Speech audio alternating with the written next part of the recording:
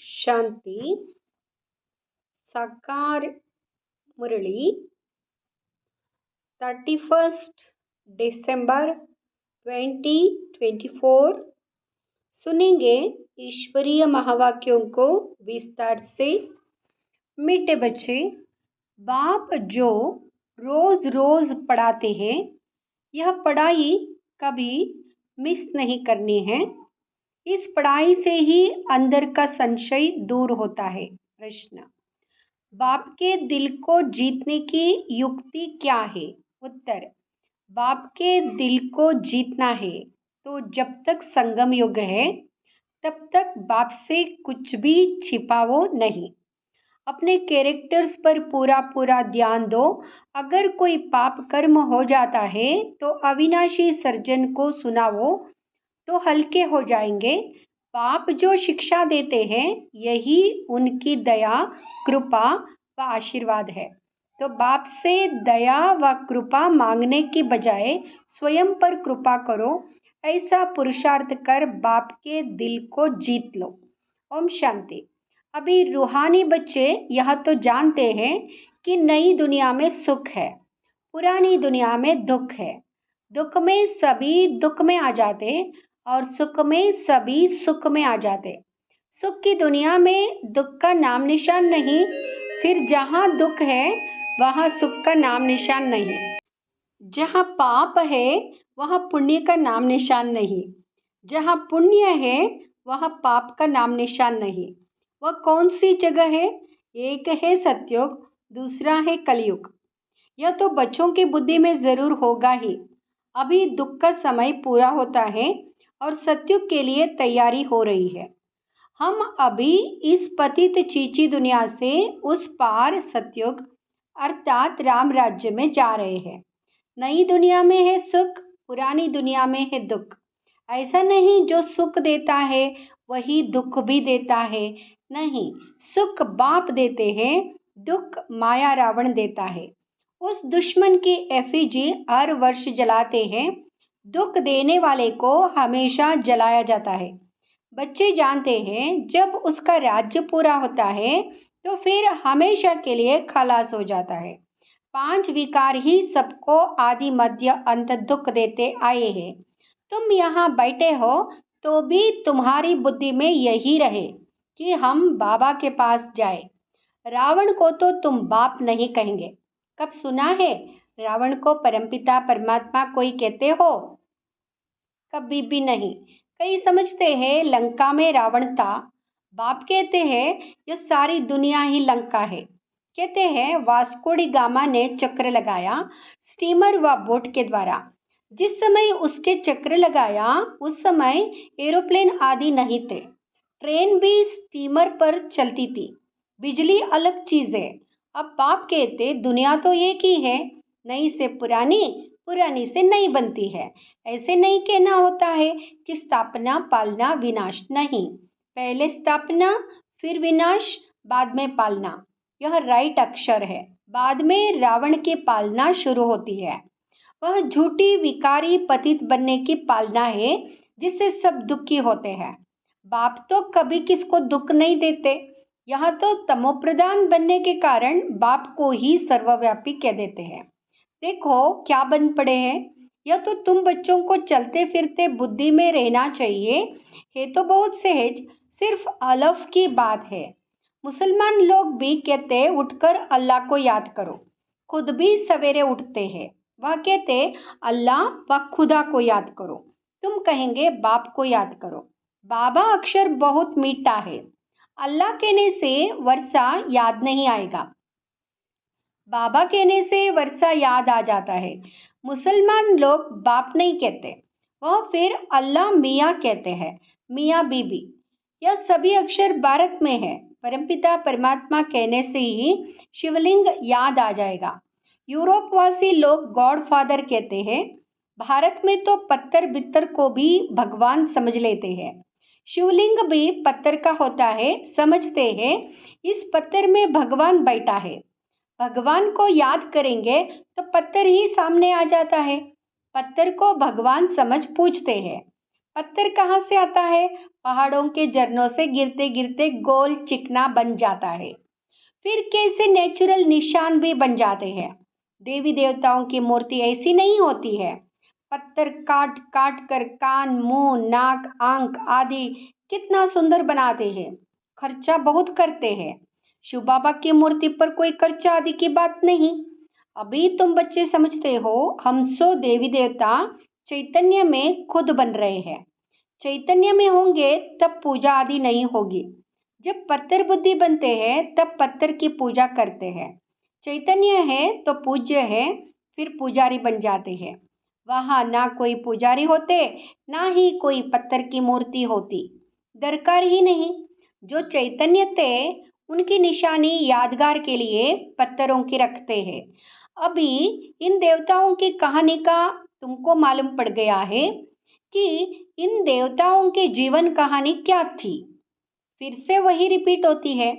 आगे यहाँ ज्ञान चक्षु नहीं था तो जैसे पत्थर बुद्धि थे। अभी बाप द्वारा जो ज्ञान मिला है, ज्ञान एक ही है, परंतु उठाने वाले नंबरवार है। तुम्हारी रुद्रमाला भी इस धारणा के अनुसार ही बनती है। एक है रुद्रमाला, दूसरी है रुंडमाला। एक है ब्रदर्स की, दूसरी है ब्रदर्स और सिस्टर्स की। यह तो बुद्धि में आता है। हम आत्माएं बहुत छोटी छोटी बिंदी मुआफिक है। गायन भी है, ब्रुकुटी के बीच चमकता है अजब सितारा। अभी तुम समझते हो, हम आत्मा चैतन्य है, एक छोटे सितारे मिसल है। फिर जब गर्भ में आते हैं तो पहले कितना छोटा पिंड होता है, फिर कितना बड़ा हो जाता है। वही आत्मा अपने शरीर द्वारा अविनाशी पाठ बजाती रहती है। इस शरीर को ही फिर सब याद करने लग पड़ते हैं। यह शरीर ही अच्छा बुरा होने के कारण सबको आकर्षित करता है। सतयुग में ऐसे नहीं कहेंगे कि आत्म अभिमानी बनो, अपने को आत्मा समझो। यहाँ ज्ञान तुम्हें अभी ही मिलता है, क्योंकि तुम जानते हो अभी आत्मा पतित बन पड़ी है। पतित होने कारण जो काम करती है वह सभी उल्टा हो जाता है। बाप सुलटा काम कराते, माया उल्टा काम कराती है। सबसे उल्टा काम है बाप को सर्वव्यापी कहना। आत्मा जो पाठ बजाती है वह अविनाशी है, उनको जलाया नहीं जाता, उनकी तो पूजा होती है। शरीर को जलाया जाता है। आत्मा जब शरीर छोड़ती तो शरीर को जलाते हैं।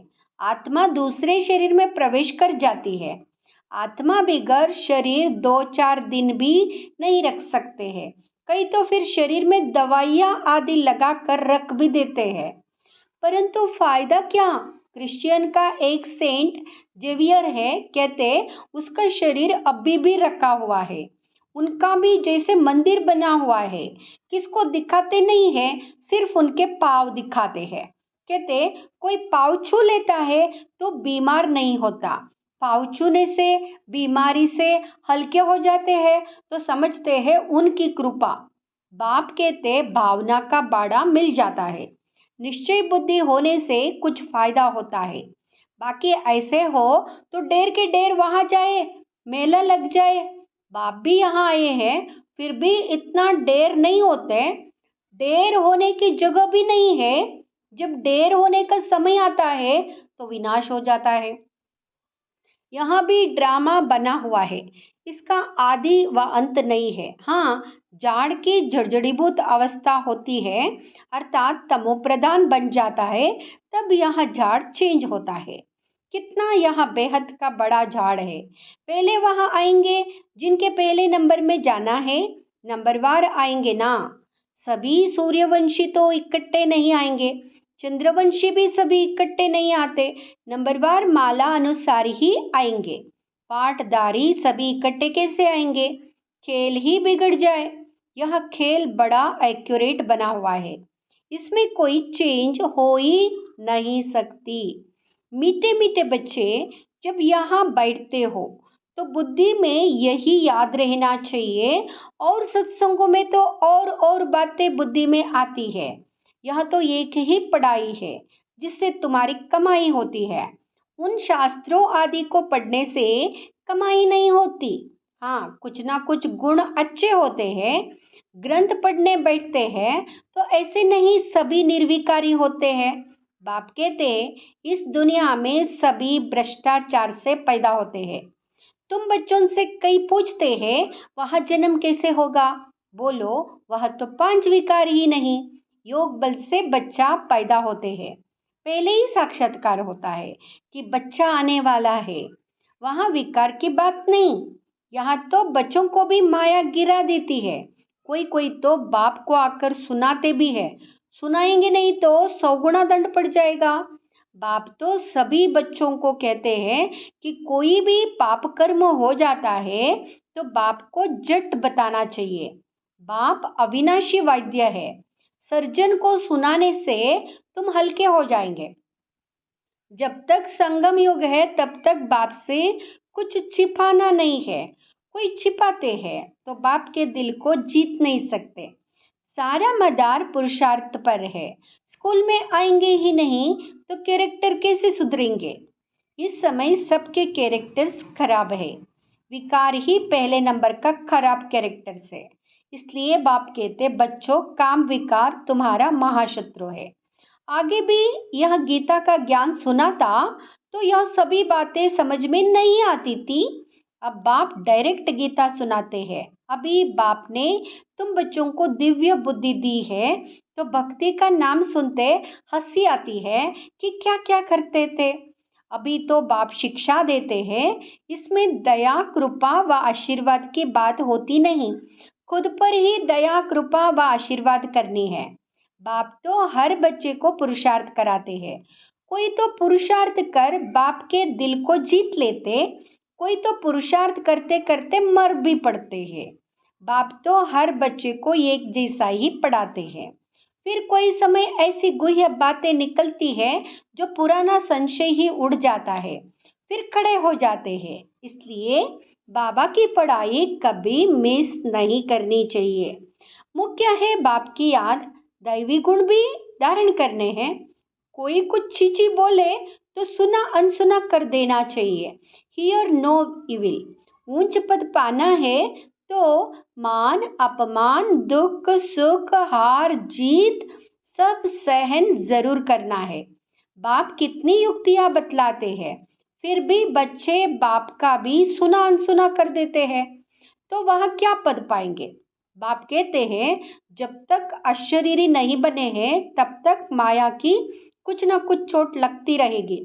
बाप का कहना नहीं मानते तो बाप का डिसरिगार्ड करते हैं।